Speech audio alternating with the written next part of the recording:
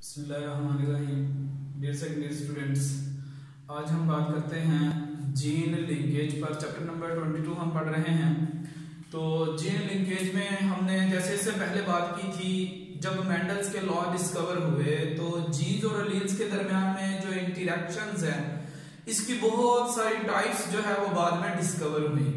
तो पता ये चला कि एक अलील दूसरे अलील के साथ, एक जीन दूसरे जीन के साथ किस तरह से आपस में इंटरेक्ट करते हैं, जिसकी बेस पर डिफरेंट टाइप्स के डोमिनेंस रिलेशंस जो है वो हमने स्टडी किए हैं।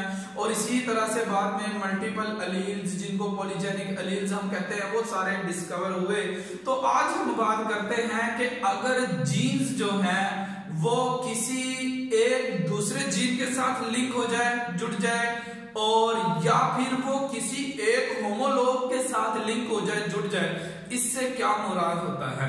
तो सबसे पहले हम बात करते हैं लिंकेज से मुराद क्या चीज है। जीन हम इससे पहले बात कर चुके हैं कि ये यूनिट्स हैं जो हेरिडिटरी कैरेक्टर्स को डिटरमाइन करते हैं।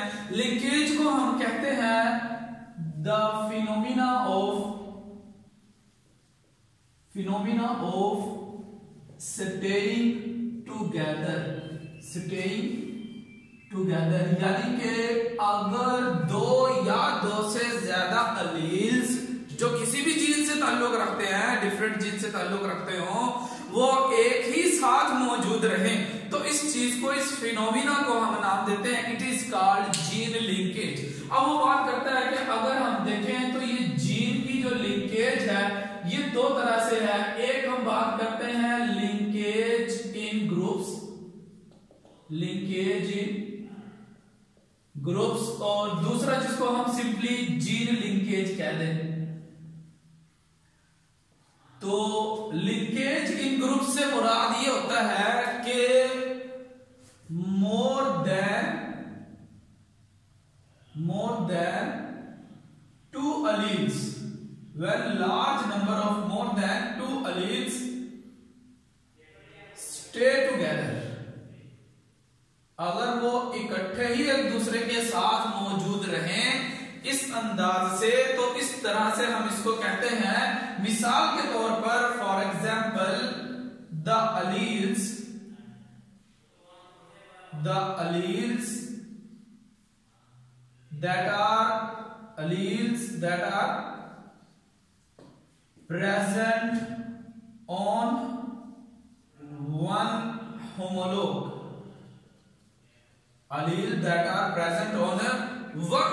यानी अगर हम बात करते हैं ह्यूमंस के अंदर 23 क्रोमोसोम्स है, हर क्रोमोसोम पर जो अलील पाए जाते हैं वो उसी ही क्रोमोसोम पर मौजूद रहते हैं, दूसरे क्रोमोसोम्स पर जंप करके नहीं जाते, यानी जंपिंग जीन्स नहीं है। तो ऐसी सूरत में हम उनको कहते हैं these all different genes are staying together on one specific number of the homolog, so it is called gene linkage. जब हम ये बात करें कि किसी एक ही होमोलॉग पर पाए जाने वाले अलील हमेशा उसी ही होमोलॉग पर मौजूद रहें और दूसरे होमोलॉग्स पर ट्रांसफर ना हो, तो ऐसी सूरत में हम इसको कहते हैं it is called linkage in group. तो इस तरह से ह्यूमंस के अंदर ज्यादा से ज्यादा 23 क्रोमोसोम्स क्योंकि पेयर की फॉर्म में होते हैं, तो इस तरह से हम कहते हैं इन ह्यूमंस, इंसानों के अंदर जो लिंकेज इन ग्रुप्स है, 23 linkage in groups are found. तो इस तरह से हम इसको कहते हैं, ये कहलाएगा linkage in group. When large number of alleles are staying together at one specific number of the homologue and they reshuffle at the same homologue and cannot transfer or shift to the other homologues chromosome, then it is called linkage in groups, क्योंकि group की सूरत में पाए जाते हैं। इसी तरह से हम बात करते हैं जीन लिंकेज से मुराद जब when two alleles stay together and they reshuffle with each other, यानी कि ऐसे alleles जो एक दूसरे के साथ मौजूद हों, यहां तक के क्रॉसिंग ओवर के जरिए से भी एक दूसरे से अलग ना हो सके, तो इस सूरत में हम कहते हैं and they reshuffle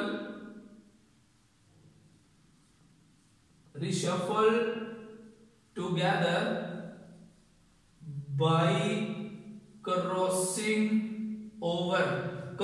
ओवर के जरिए से भी वो इकट्ठे ही अगली जनरेशन में एक ही साथ जो है वो मुंतकिल हो जाए।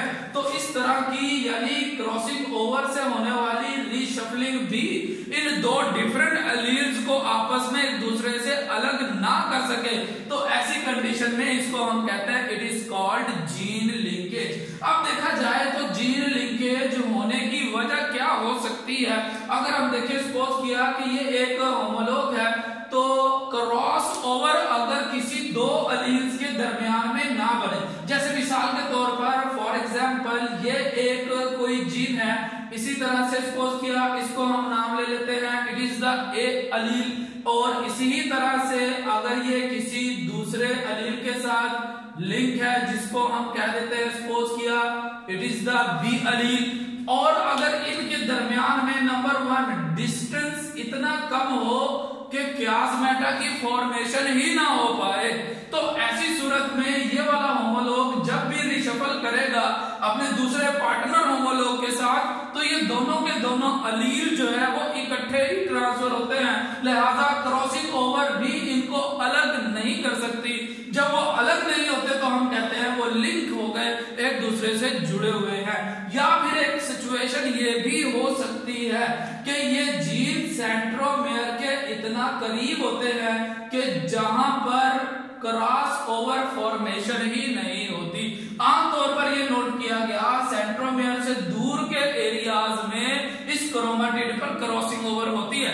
अगर कोई दो एलील जो सेंट्रोमेयर के बहुत करीब हैं और ऐसी सूरत में भी इन दोनों के दरमियान में क्रॉस ओवर ना बन पाए, अब सपोज किया कि ये कोई जीन सी और कोई एलील जो है वो डी है, ये दोनों एक दूसरे के साथ इस एरिया में मौजूद है जहां पर सेंट्रोमेयर करीब होने की वजह से भी हम देखते हैं क्रॉसिंग ओवर नहीं हो पाती और ये एलील एक दूसरे से जुदा नहीं होते, अगली जनरेशन में वैसे ही मुंतकिल हो जाते हैं। लिहाजा इस चीज को हम नाम देते हैं it is called gene linkage. अब इसके बाद जरा हमने बात करनी है कि सेक्स लिंकेज क्या चीज है।